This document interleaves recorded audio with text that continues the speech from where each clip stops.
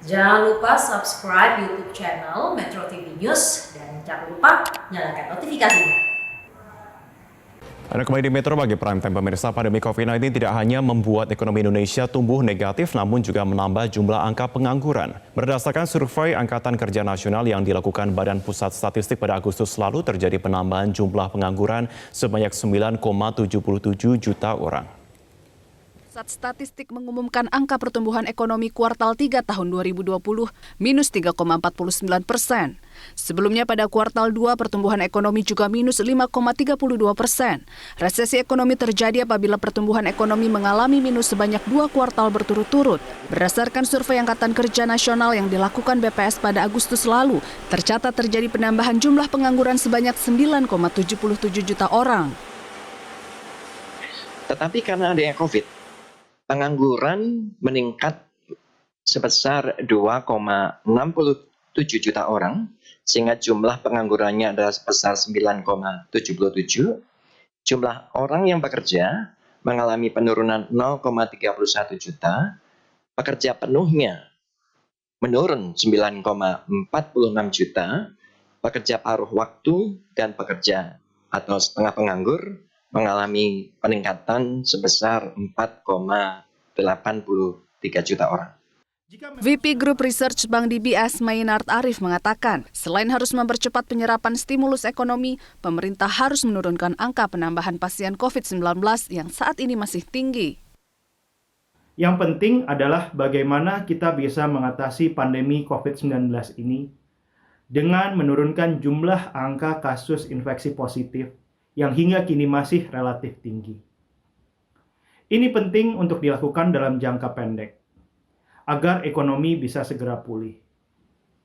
Dan kami yakin bahwa investor-investor asing akan lebih percaya dan datang kembali ke Indonesia ketika pertumbuhan ekonomi kita sudah positif lagi. Terutama hal ini untuk investor-investor asing di pasar modal seperti obligasi dan juga saham. Lembaga Penyelidikan Ekonomi dan Masyarakat Universitas Indonesia memprediksi pertumbuhan ekonomi tahun 2020 akan berada di wilayah negatif sekitar minus 2,2% hingga minus 0,9%. Untuk mendongkrak pertumbuhan ekonomi pada kuartal 4, pemerintah perlu mencermati tekanan eksternal seiring dengan tetap menjaga permintaan domestik. Tim Liputan Metro TV. Penambahan jumlah pengangguran sebanyak 9,77 juta orang akibat resesi sebagai dampak pandemi COVID-19 menjadi PR baru pemerintah untuk segera mengatasinya. Lantas bagaimana pemerintah menyiapkan strategi menangani naiknya jumlah pengangguran? Kita telah terhubung dengan Edi Priyono, tenaga ahli utama Deputi 3 Bidang Perekonomian Kantor Staf Presiden melalui sambungan Zoom saat ini. Selamat pagi Pak Edi. Selamat pagi. Iya, Pak Edi, tentunya dengan bayang-bayang peningkatan jumlah angka pengangguran, bagaimana langkah pemerintah menangani bayangan angka pengangguran ini, Pak? Baik, saya koreksi dulu sedikit ya. 9, sekian juta itu bukan tambahannya ya, Mas. Itu jumlah penganggur total, Pak. Iya, kalau tambahannya sekitar 2,6 juta seperti yang disampaikan oleh Kepala BPS. Nah, kalau mengenai langkah pemerintah itu sebenarnya begini. Bisa kita lihat secara jangka pendek maupun jangka agak panjang gitu ya. Kalau mau jangka pendek itu tercermin di program PEN ya, Pemulihan Ekonomi Nasional. Kalau di program Pemulihan Ekonomi Nasional itu kan ada dua sisi ya, ada di sisi permintaan dan di sisi dunia usaha gitu. Pada intinya apa? Pada intinya sebenarnya pemerintah berupaya supaya dunia usaha itu tetap bisa bergerak meskipun dalam situasi pandemi seperti ini. Nah, caranya bagaimana? Yang pertama adalah secara langsung dalam menciptakan lapangan pekerjaan, yaitu melalui program yang namanya Padat Karya. Program Padat Karya ini bagian dari program program Pemulihan Ekonomi Nasional dilakukan di beberapa kementerian dan lembaga, PUPR, Kementerian Perhubungan, Kementerian Pertanian, dan sebagainya. Jadi diharapkan membuka lapangan pekerjaan, tapi itu saja tidak cukup. Nah, yang kedua, masih dalam jangka pendek, adalah memberikan berbagai fasilitas yang pada intinya membantu dunia usaha. Ada permodalan, kemudian pemerintah mencoba untuk berperan sebagai off-taker, pembeli produk-produk UMKM, penjaminan kredit, insentif pajak, dan sebagainya. Itu yang kedua. Yang ketiga, yang tidak bisa kita lupakan adalah kita tahu kan bahwa persoalan dunia usaha pada saat ini itu kan karena ada di sisi permintaan, karena ada physical distancing, kemudian orang kemudian harus menjaga jarak, harus mengurangi mobilitas dan sebagainya, itu di satu sisi. Kemudian di sisi lain juga daya beli masyarakat menurunkan. Oleh karena itu pemerintah juga punya program perlindungan sosial yang pada intinya seperti itu, yaitu untuk menahan turunnya daya beli masyarakat. Meskipun turun ya mungkin diusahakan untuk tidak terlalu besar. Saya kira itu yang bisa dilakukan pemerintah. Jadi yang ingin saya katakan adalah dalam jangka pendek, pemerintah melakukan semua yang bisa dilakukan. Menciptakan lapangan pekerjaan secara langsung, kemudian membantu dunia usaha dan menahan turunan daya beli. Nah, dalam jangka yang lebih panjang itu Undang-Undang Cipta Kerja itu. Karena kita tahu bahwa tantangan angkatan kerja baru, pertambahannya tahun ini itu 2,3 juta, itu perlu lapangan pekerjaan yang layak. Dan itu salah satu jawabannya adalah Undang-Undang Cipta Kerja untuk menarik lebih banyak investasi dan kemudian terbuka lapangan pekerjaan yang layak. Oke, Pak Edi, kemudian ini menjadi pertanyaan dari warga juga. Kalau dikatakan Undang-Undang Cipta Kerja ini bisa menjadi tanda kutip bantalan untuk menciptakan lapangan kerja. Secara spesifik akan menjadi bantalan seperti apa, Pak? Yang tentunya bisa langsung tanda kutip dirasakan oleh warga. Jadi kalau secara teori gitu ya, kita sedikit gitu ya, permintaan terhadap tenaga kerja itu kan disebutnya direct demand. Jadi artinya apa? Jadi permintaan tenaga kerja itu akan muncul, kebutuhan tenaga kerja itu akan muncul kalau dunia usaha itu bergerak, kalau dunia usaha itu berkembang. Nah, oleh karena itu, ini disinilah fungsi strategis dari Undang-Undang Cipta Kerja. Undang-Undang Cipta Kerja itu pada intinya kan mempermudah prosedur, kemudian menyederhanakan, kemudian mengurangi hiperregulasi dan sebagainya. Pada intinya mempermudah untuk membuka lapangan kerja di Indonesia. Nah, bukan hanya untuk yang besar-besar loh, jangan keliru loh. Di Undang-Undang Cipta Kerja itu dukungan untuk usaha mikro, kecil, menengah itu banyak sekali di situ. Jadi pada intinya dunia usaha akan diusahakan supaya bergerak, terutama adanya investasi-investasi baru.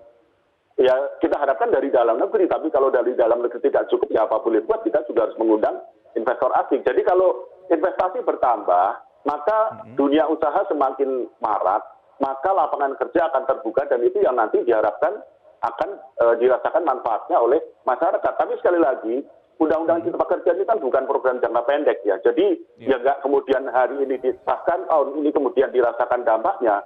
Kita akan merasakannya di masa depan. Pak Edi, kemudian kemarin juga Kemenaker menyatakan bahwa para pengangguran untuk mengikuti program pelatihan wirausaha. Seberapa efektif sebenarnya langkah ini bisa mendorong juga terciptanya usaha di masa pandemi seperti sekarang, seperti Anda sampaikan di 3 langkah utama tadi di awal, Pak? Kalau untuk pelatihan wirausaha, sebenarnya di sini justru di masa pandemi justru ini peluang. Tadi sudah disampaikan ya, ada rekaman dari Kepala BPS ya, bahwa jadi pekerjaan paruh waktu dan pekerjaan bukan paruh waktu ya, yang satunya lagi itu, pokoknya yang bukan penuh ya, bukan pekerjaan penuh. Jadi ada paruh waktu, kemudian ada setengah penganggur, itu pada intinya adalah bukan pekerjaan penuh, itu kan meningkat. Mengapa? Karena banyak orang diduga beralih. Jadi ketika dia kehilangan pekerjaan sebagai pekerja penuh, pekerjaan formal, dia kemudian berpindah menjadi pekerja-pekerja paruh waktu, dia berdagang dan sebagainya. Itu didukung oleh data BPS juga. Dalam situasi pandemi, sektor perdagangan itu tumbuhnya masih positif. Juga sektor jasa. Artinya apa? Peluang masih terbuka di sektor perdagangan dan itu sebagian besar adalah wirausaha baru mungkin gitu ya. Tapi kita belum bisa pastikan. Jadi di situ justru pelatihan wirausaha baru itu diharapkan efektif untuk mendorong tumbuhnya wirausaha di masa pandemi yang sebenarnya peluangnya semakin terbuka. Tetapi untuk pekerjaan-pekerjaan yang sebagai buruh karyawan, pekerjaan formal ya, itu memang pelatihan itu bukan pelatihan wirausaha jawabannya ya, yaitu pelatihan-pelatihan seperti kartu prakerja. Tetapi itu sangat tergantung kepada lowongan pekerjaan yang dibuka oleh usaha-usaha atau oleh perusahaan-perusahaan. Nah, perusahaan-perusahaan akan membuka lapangan pekerjaan baru kalau perekonomian mulai pulih. Jadi kalau pelatihan untuk tenaga kerja, bukan untuk wirausaha ya, itu lebih kepada antisipasi kita nanti ketika perekonomian sudah mulai pulih. Kalau pelatihan wirausaha itu mungkin memang berguna ketika di situasi pandemi ini terbuka peluang-peluang baru yang sebelumnya tidak pernah terpikirkan. Tapi itu upaya yang dilakukan oleh pemerintah. Tentu saja kita tidak mengatakan bahwa hanya dengan pelatihan pemerintah orang bisa menjadi wirausaha. Banyak yang dengan inisiatif sendiri, kemudian belajar sendiri, belajar dari teman, belajar dari internet dan sebagainya. Itu sesuatu yang bisa yang sangat kita hargai, tetapi pemerintah berusaha melakukan yang bisa dilakukan. Dalam hal ini adalah Kementerian Tenaga Kerja. Oke, Pak Edik, sejumlah analis mengatakan bahwa beberapa waktu ataupun pada kuartal sebelumnya terdapat 2 jaring. Yang pertama ada jaring di mana orang-orang dengan pendapatan yang tanda kutip stabil bisa untuk mendorong adanya daya beli masyarakat saat ini. Dan kedua adalah masyarakat yang terdampak akibat adanya minimnya daya beli di masyarakat karena kurangnya di sana sehingga menyebabkan adanya pemecatan ataupun PHK sehingga munculnya pengangguran. Bagaimana langkah pemerintah untuk bisa menjaga agar jaring ataupun kelompok masyarakat yang penjaga daya beli ini bisa tetap terjaga sehingga juga lapangan pekerjaan yang sudah ada saat ini pun juga bisa tetap aman ataupun stabil? Baik, jadi itu terkait daya beli, itu sekarang kan kalau mau sederhananya kan bisa dibagi menjadi 2 kelompok masyarakat. Ini sederhananya gitu. Yang pertama adalah kelompok masyarakat menengah ke bawah gitu ya, yang sebenarnya mereka mau berbelanja tapi daya belinya sangat terbatas. Nah, pemerintah mengatasi ini dengan cara apa? Dengan bantuan sosial, dengan perlindungan sosial, ada bantuan subsidi upah untuk pekerja-pekerja yang gajinya di bawah 5 juta.